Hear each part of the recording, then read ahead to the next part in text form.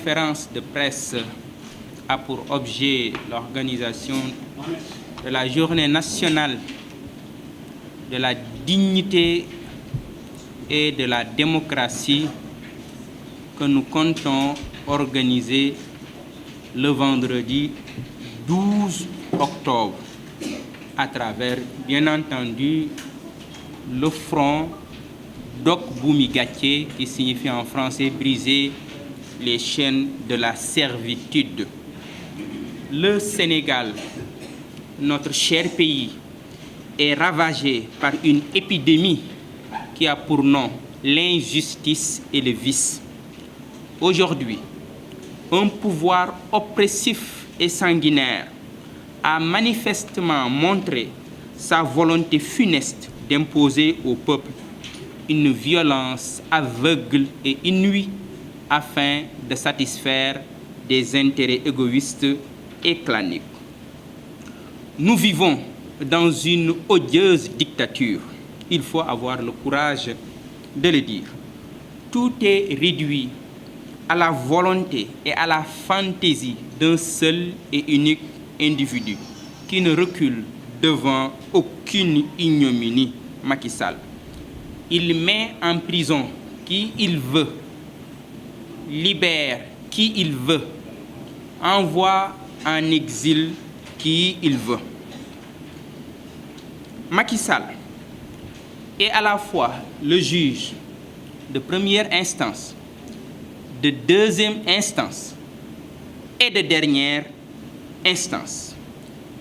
Il se substitue au juge constitutionnel pour se choisir ses propres adversaires. La justice, devenue son bras armé, ne fait que se soumettre à ses désirs les plus loufoques. Nous ne vivons plus dans une république, nous ne sommes plus dans une démocratie. Donc, il nous faut défendre la dignité de notre peuple. Un seul individu ne peut pas réduire au silence tout un peuple.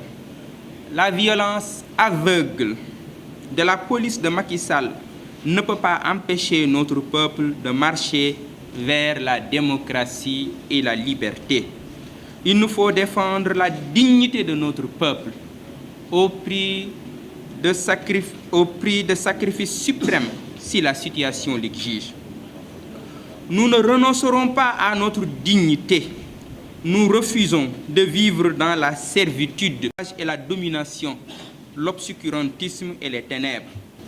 Macky Sall prépare un coup de force ignoble, un terrible maquignonnage politique et électoral.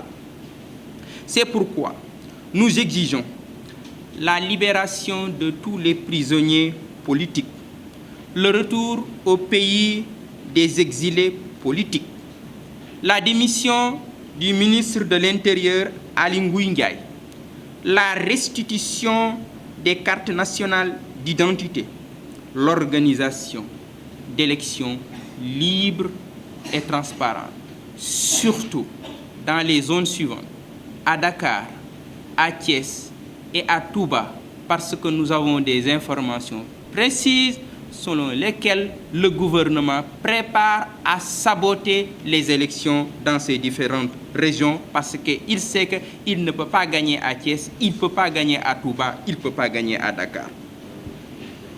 La stratégie du second mandat ou le déluge, adoptée par Macky Sall, est suicidaire et menace dangereusement la stabilité du pays.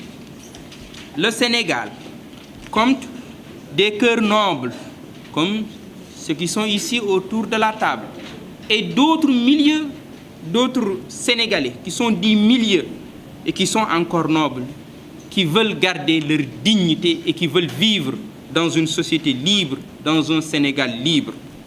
Le 12 octobre 2018 sera considéré comme la journée nationale de la dignité et de la démocratie, afin d'abattre la tyrannie.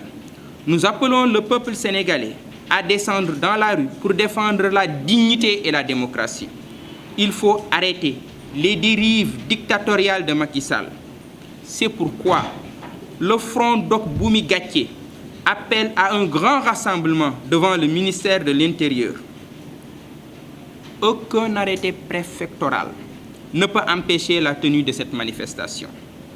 Il vaut mieux l'encadrer que de tenter de l'interdire, car un préfet ne peut arrêter un peuple décidé à marcher vers la liberté et la dignité. L'interdiction de cette journée par le préfet de Dakar serait une provocation dangereuse et lourde de conséquences. Nous demandons solennellement au président de la République de prendre ses responsabilités pour assurer l'encadrement de cette manifestation dans la paix et dans le calme. Sinon, il sera le seul et unique responsable de tout ce qui adviendra. Cette fois-ci, le peuple marchera jusqu'aux grilles du palais de la République et le tyran n'échappera pas. Chers compatriotes, dans cette présente lutte, il s'agit de défendre la dignité et la démocratie. Il s'agit de sauver nos institutions républicaines. Le peuple marche vers la liberté. Brandissez haut le drapeau de la dignité et de la démocratie.